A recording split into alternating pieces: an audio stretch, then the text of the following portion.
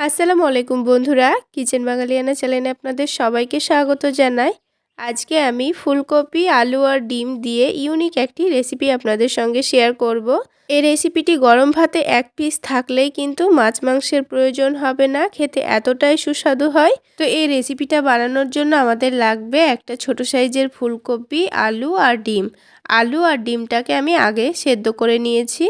এবার এই ফুলকপিটাকে আমি খুব ভালো করে ধুয়ে পরিষ্কার করে নেব।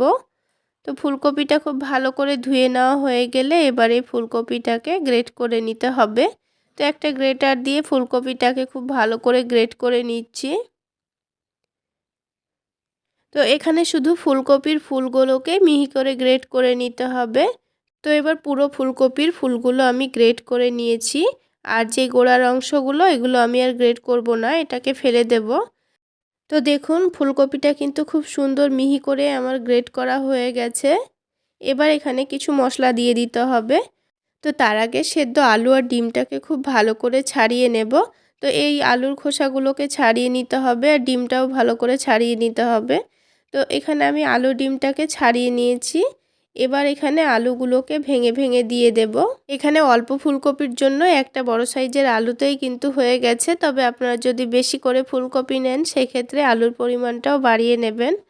তো এখানে আলুটাকে খুব ভালো করে ম্যাশ করে দিয়ে দিয়েছি। এবার এখানে কিছু মশলা দিয়ে দেব। তো প্রথমেই দিয়ে দিচ্ছি অল্প করে একটু পেঁয়াজ কুচি, তারপরে ঝালের জন্য দিয়ে দিয়েছি কাঁচা মরিচ কুচি, তারপরে দিয়ে দিলাম স্বাদ মতো লবণ, সামান্য পরিমাণ হলুদের গুঁড়ো, সামান্য পরিমাণ ভাজা জিরা গুঁড়ো আর দিয়ে দিয়েছি সামান্য পরিমাণ গরম মশলা গুঁড়ো। এখানে ডিমটা একটু পরে দিচ্ছি। তো প্রথমেই মশলাগুলোকে খুব ভালো করে মিশিয়ে নেব আর সেদ্ধ আলুটাকেও খুব ভালো করে ম্যাশ করে নিতে হবে। তো কিছুক্ষণ খুব ভালো করে মিশিয়ে নেওয়ার পর এটা কিন্তু খুব সুন্দর করে আমাদের মেশানো হয়ে গেছে।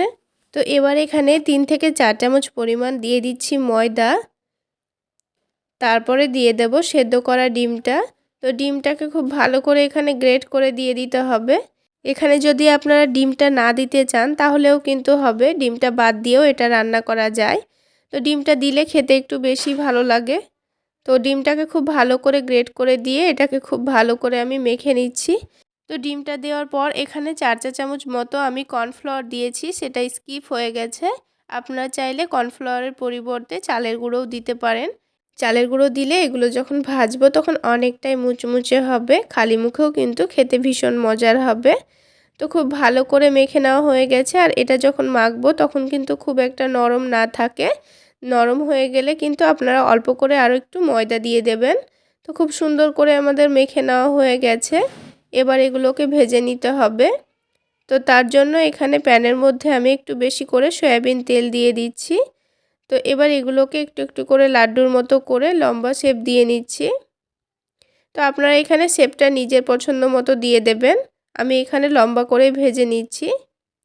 তো একটা একটা করে পিসগুলো দিয়ে দেব, তারপরে গ্যাসের ফ্লেমটা হাইতে রেখে আমি এগুলোকে ভেজে নেব। তো এখানে কিন্তু লো আঁচে ভাজার কোনো দরকার নেই, হাই ফ্লেমে এগুলোকে ভেজে নিতে হবে। তো এগুলো তেলে দেওয়ার সময় কিন্তু আমি একটু কমিয়ে রেখেছিলাম, কারণ প্রথমে যেগুলো দিব সেগুলো প্রথমেই পুড়ে যেতে পারে।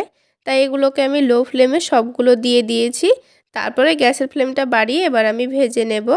তো একদিকটা হয়ে যাওয়ার পর এগুলোকে আমি উল্টে দিচ্ছি। তারপরে এগুলোকে ক্রিস্পি করে ভেজে নেব। তো দেখুন কালারটা কিন্তু খুব সুন্দর চলে এসছে আর দুই দিকই খুব ভালোভাবে ভাজা হয়ে গেছে। এবার এই ফুলকপি আলুর কোপ্তাগুলোর ভালো করে তেলটা ঝরিয়ে নিয়ে তুলে নেব।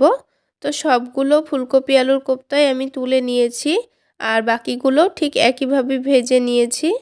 তো এইভাবে এগুলো খালি মুখেও কিন্তু আপনারা টমেটো সসের সঙ্গে খেতে পারেন, খেতে কিন্তু ভীষণ মজার হয়। এবার এই ফুলকপি আলুর কোপ্তাগুলো রান্না করে নেব আর রান্নাটা আমি সরিষার তেলেই করব। সেই জন্য 3 থেকে 4 চা চামচ পরিমাণ সরিষার তেল দিয়ে দিলাম। এবার এই তেলটা হালকা গরম হয়ে গেলে এখানে অল্প করে একটু জিরা দিয়ে দিচ্ছি। হাফ চা চামচ পরিমাণ জিরা দিয়েছি আর দুটো তেজপাতা দিয়েছি। এবার এগুলোকে হালকা নাড়াচাড়া করে ভেজে নেব আর এটা লো আঁচেই ভেজে নিতে হবে। তারপর এখানে দিয়ে দিচ্ছি একটা বড় সাইজের পেঁয়াজ কুচি। তো পেঁয়াজটাকে এবার হালকা লাল করে ভেজে নিতে হবে। তো কিছুক্ষণ নাড়াচাড়া করে পেঁয়াজটা আমি হালকা লাল করে ভেজে নিয়েছি। তারপর এখানে দিয়ে দেব টমেটো কুচি। এখানে আমি বড় সাইজের একটা টমেটো কুচি করে দিয়ে দিয়েছি। এবার এই টমেটো দেওয়ার সাথে সাথে আমি স্বাদমতো লবণ দিয়ে দিলাম। টমেটোর সাথেই লবণটা দিলে কিন্তু টমেটোটা খুব তাড়াতাড়ি গলে যাবে, সেই জন্য প্রথমে লবণটা দিয়ে দিয়েছি। এবারে গ্যাসের ফ্লেমটা বাড়িয়ে রেখে পেঁয়াজ আর টমেটোটাকে খুব ভালো করে ভেজে নেব। আর 2 থেকে 3 মিনিট ভাজা হলেই কিন্তু টমেটোটা খুব ভালো করে গলে যাবে। তো টমেটোটা কিন্তু আমাদের গলে গেছে। এবার এখানে কিছু গুঁড়ো মশলা দিয়ে দেব। তো প্রথমে দিয়ে দিলাম হলুদ গুঁড়ো, তারপরে দিয়ে দিচ্ছি ভাজা জিরা গুঁড়ো, আর দিয়ে দিচ্ছি ধনে গুঁড়ো। এবার দিয়ে দিচ্ছি অল্প একটু আদা রসুন বাটা, আর ঝালের জন্য 2টো কাঁচামরিচ চিড়ে দিয়ে দিচ্ছি। আপনারা এখানে কাঁচামরিচের জায়গায় গুঁড়ো মরিচটাও দিয়ে দিতে পারেন। এবার এখানে অল্প করে একটু পানি দিয়ে দিচ্ছি। এখানে গুঁড়ো মশলা দেওয়ার সময় কিন্তু অবশ্যই গ্যাসের ফ্লেমটা কমিয়ে রাখবেন, তা না হলে মশলাটা পুড়ে যেতে পারে। তো এই মশলাটা খুব ভালো করে কষিয়ে নেওয়ার জন্য আমি ঢাকনা দিয়ে ঢেকে 2 মিনিট রান্না করে নেব। তো 2 মিনিটে কিন্তু মশলাটা খুব ভালোভাবে কষিয়ে নেওয়া হয়ে যাবে। তো 2 মিনিট পর ঢাকনাটা তুলে নিয়ে মশলাটাকে আবারও খুব ভালো করে কষিয়ে নেব। তো তেল ছাড়া পর্যন্ত মশলাটাকে খুব ভালো করে ভেজে নিয়েছি। এবার এখানে ঝোলের জন্য পানি দিয়ে দিচ্ছি। তো এখানে গ্রেভির পরিমাণটা আপনারা যেরকম রাখতে চাচ্ছেন সেই অনুযায়ী এখানে পানি দিয়ে দেবেন। পানিটা এখানে একটু হালকা বেশি দেওয়ারই চেষ্টা করবেন, কারণ এই ফুলকপি আলুর কোপ্তাগুলো সেদ্ধ করতে বেশি টাইম না লাগলেও এগুলো রান্না করার পর ঠান্ডা হয়ে গেলে কিন্তু পুরোটাই ঝোল টেনে নেয়। তো এবার পানিটা খুব ভালোভাবে ফুটে গেছে। এবার একটা একটা করে পিসগুলো দিয়ে দিচ্ছি। তো সবগুলো ফুলকপির কোপ্তা দেওয়া হয়ে গেলে এবার এটাকে 3 মিনিট মতো আমি রান্না করে নেব, তাহলে কিন্তু হয়ে যাবে। তো এখানে 3 মিনিট মতো আমার রান্না করা হয়ে গেছে।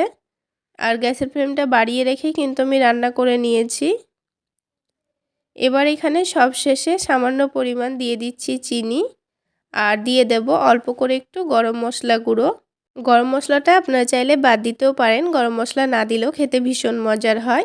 তো সব কিছু খুব ভালো করে এবার মিশিয়ে নিয়ে লো আঁচে আবারও 2 মিনিট রেখে দেব। তো লো আঁচে আবারও 2 মিনিট রেখে দেওয়ার পর দেখুন ঝোলটা কিন্তু অনেকটাই টেনে নিয়েছে। তো এবার এগুলোকে আমি একটা বাটির মধ্যে তুলে নিচ্ছি। তাহলে বন্ধুরা, আজকের এই ফুলকপির রেসিপি আপনাদের কেমন লাগলো অবশ্যই কমেন্ট সেকশানে জানাবেন। আর ভালো লাগলে একটা লাইক শেয়ার করে দেবেন। সেই সাথে ইউটিউব চ্যানেল থেকে দেখে থাকলে চ্যানেলটি সাবস্ক্রাইব করে দেবেন। আর ফেসবুক পেজ থেকে দেখে থাকলে পেজটি ফলো করে দেবেন। তো এবার বাটিতে তুলে নেওয়ার পর ওপর থেকে একটু ধনেপাতা কুচি দিয়ে দিয়েছি।